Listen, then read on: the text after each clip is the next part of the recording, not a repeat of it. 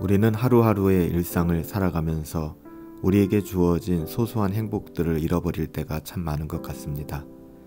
일상 속에서 일어나는 수많은 감사의 제목들을 놓치기 쉽다는 것이죠. 9월 2일 목요일 새벽입니다. 오늘도 우리가 건강하게 눈을 뜨고 하나님의 말씀을 묵상하고 또 상고할 수 있다는 것이 얼마나 복되고 감사한 일인지 모르겠어요. 동일하게 로마서 12장 9절부터 11절까지의 말씀인데요. 이 말씀을 가지고 게으르지 말고 열심으로 주를 섬기세요 라는 제목으로 하나님의 말씀을 함께 상고합니다. 사랑에는 거짓이 없나니 악을 미워하고 선에 속하라. 형제를 사랑하여 서로 우애하고 존경하기를 서로 먼저 하며 부지런하여 게으르지 말고 열심을 품고 주를 섬기라. 아멘. 하나님의 자녀들은 어떤 사람들일까요? 하나님의 자녀됨의 분명한 특징은 하나님을 사랑하는 사람들, 하나님을 사랑하기에 그 사랑이 흘러넘치는 사람들, 이것이 하나님의 사람들 아닐까요? 신자는 하나님을 사랑할 뿐 아니라 이웃을 사랑하는 사람들입니다. 그래서 예수님께서도 그렇게 말씀하셨죠. 신자의 사랑은 세상의 사랑과는 다릅니다. 신자의 사랑에는 독특한 점이 있는데요. 첫 번째로 신자의 사랑은 서로를 가족으로 여기는 사랑이라는 거예요. 우리가 어저께 살펴보았죠. 가족 간의 사랑이라는 것은 어떤 것일까요? 오늘날 이런 사랑도 많이 무너지기는 했지만 그래도 가족의 사랑이라고 하면 계산적이지 않잖아요. 부모가 자녀를 향한 또 자녀가 부모를 향한 그 사랑이라고 하는 것은 희생적이고 헌신적입니다. 신자의 사랑은 자녀를 향한 부모의 사랑과 같고 부모를 향한 자녀의 사랑과도 같은 거예요. 두 번째 신자의 사랑은 서로를 존경하는 사랑입니다. 먼저 존경을 나타내는 사랑, 이것이 신자의 사랑이죠. 신자의 사랑은 먼저 고개를 숙이고 먼저 손을 내밀고 먼저 굳은 일을 하고 먼저 아래로 내려가는 사랑. 신자의 사랑은 상대방을 위해 가장 좋은 것으로 양보하는 사랑이 바로 하나님의 자녀들, 신자의 사랑인 것이죠. 세 번째로 신자의 사랑은 부지런한 사랑입니다. 오늘 11절 말씀에 보면 부지런하여 게으르지 말고 열심을 품고 주를 섬기라 이렇게 말씀하고 있죠. 사랑은 부지런히 표현되어져야만 합니다. 또한 사랑은 분명한 섬김을 통해서 우리의 섬김을 통해서 드러나야만 합니다. 생각에만 머무는 사랑은 참된 사랑이라고 볼 수 없죠. 사랑은 표현되고 드러날 때만 사랑, 그 가치와 의미가 있는 것입니다. 우리가 부지런함과 게으름을 기질의 차이로 생각해서는 안 돼요. 사실 어떤 사람은 기질적으로 열정이 넘치기도 하죠. 어떤 사람은 천성적으로 에너지가 넘치기도 합니다. 그들은 무언가 하지 않으면 무기력해지죠. 또 한편 반대로 어떤 사람은 기질적으로 무기력할 수도 있어요. 천성적으로 에너지가 좀 부족할 수도 있습니다.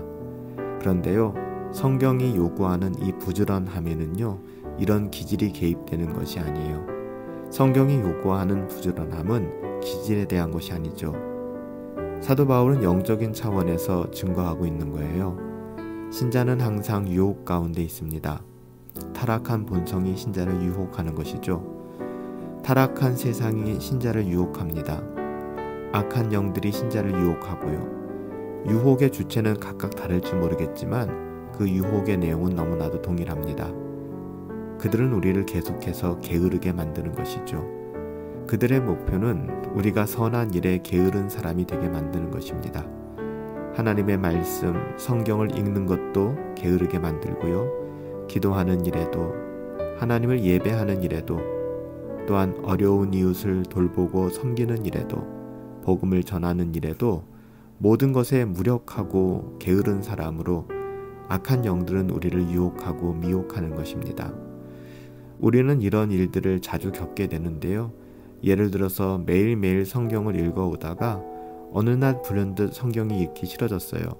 그래서 성경 읽기를 하루 건너뛰게 되고 그 다음 날도 동일한 마음이 들었죠. 그래서 또 건너뛰게 되고 하지만 이것이 습관이 되어서 우리는 성경에서 멀어지게 되고 이런 일이 반복되어지면 점점 성경에서 멀어지고 결국에는 영적으로 매우 비참한 처지에 이르게 되는 거예요. 물질적인 것도 마찬가지예요. 처음에는 나누는 것, 연보하는 것에 대해서 그렇게 불편하지 않았다가 내가 가진 것에 집중하게 되고 또 환경과 상황에 제한을 받다 보니까 우리의 재정관도 연보도 이제는 나 자신만을 위해 쓰려고 하지 이것을 흘려보내고 나누는 일에는 인색해지는 것이죠. 결국 영적으로 매우 비참한 처지에 이르게 되는 결과를 맞이하게 됩니다. 바로 이것이 게으름이 가져오는 결과예요. 아주 비참한 결과죠. 영적인 게으름. 사탄은 우리가 중요한 일에 게으르게 만듭니다.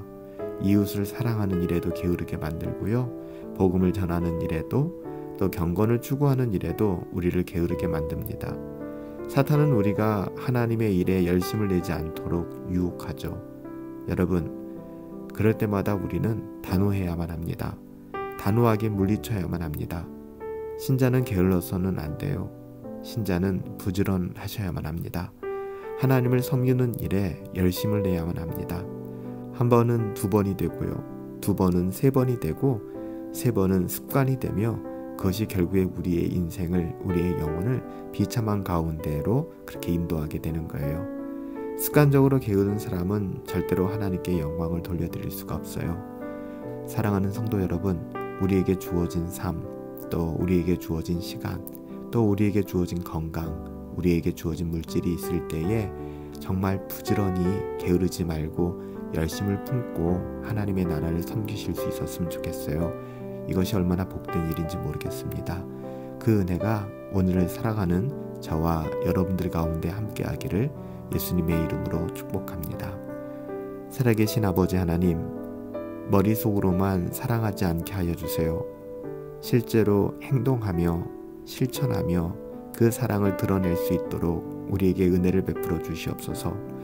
마음으로만 사랑하는 것이 아니라 손과 발로 사랑하게 하시고 사랑을 표현하며 우리에게 주어진 삶을 살아갈 수 있도록 하나님 인도하여 주시옵소서. 오늘 하루의 삶 가운데에도 그 은혜를 우리 가운데 부어주실 것을 믿고 또 붙잡으며 존귀하신 예수님의 이름으로 기도하옵나이다. 아멘.